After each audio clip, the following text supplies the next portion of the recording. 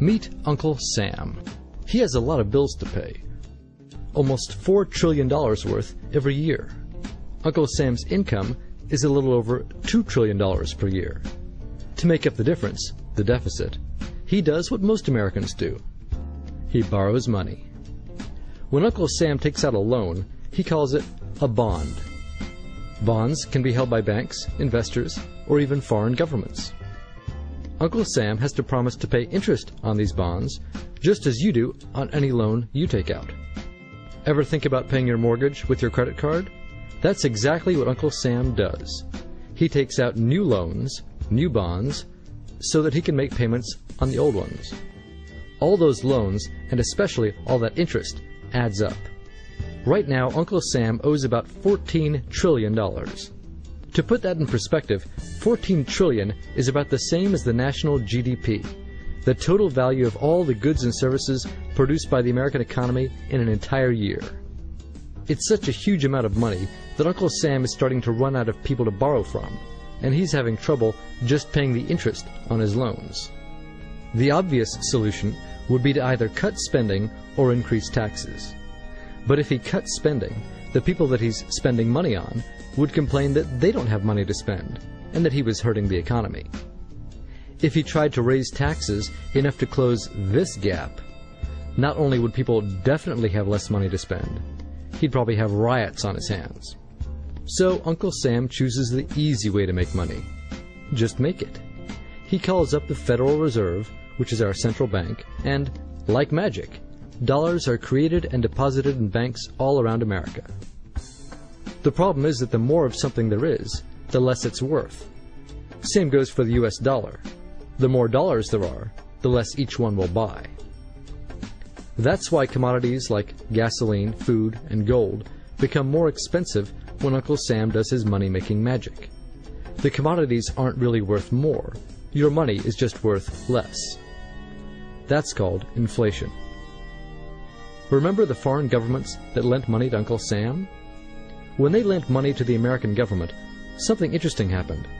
It made the U.S. look richer, and their countries look poorer.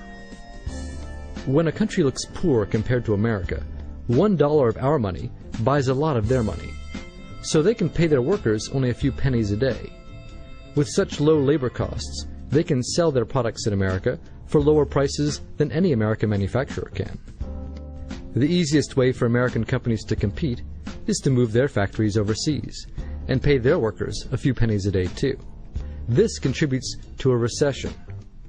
Americans lose their jobs, stop paying taxes, and start collecting government benefits like Medicaid and unemployment. This means that Uncle Sam has even less income and even more expenses. At the same time, the people who still have jobs are desperate to keep them, so they tend to do more work but not to get paid anymore. When your dollars are worth less and you're not earning more of them, that's called stagflation. And this is why Uncle Sam is in a catch-22. He can't raise taxes or cut spending without making the recession worse. And he can't have the Federal Reserve create more money without making inflation worse. For now, he can keep borrowing money, but since he can't even pay the interest on the loans he already has, it just makes his inevitable bankruptcy even worse. Whether it's in 2 months or 2 years, the day will come when Uncle Sam can no longer pay his bills. When that happens, the banks, investors, and foreign governments who are counting on that money won't be able to pay their bills. You see, just like Uncle Sam, governments, banks, and corporations don't actually have much money. Mostly, all they have is debt to each other. If one link in the debt chain stops paying, defaults, the whole thing falls apart. If investors can't pay their bills, corporations won't be able to pay their employees. If banks can't pay their bills, you won't be able to take out a loan, use a credit card, or even withdraw your savings. If foreign governments can't pay their bills, their own banks and corporations will have the same problems. That's called a global economic collapse. It's never happened before, so nobody really knows how bad it will be, how long it will last, or even how we'll eventually get out of it. The house of cards has already been built. There's no painless way to dismantle it now.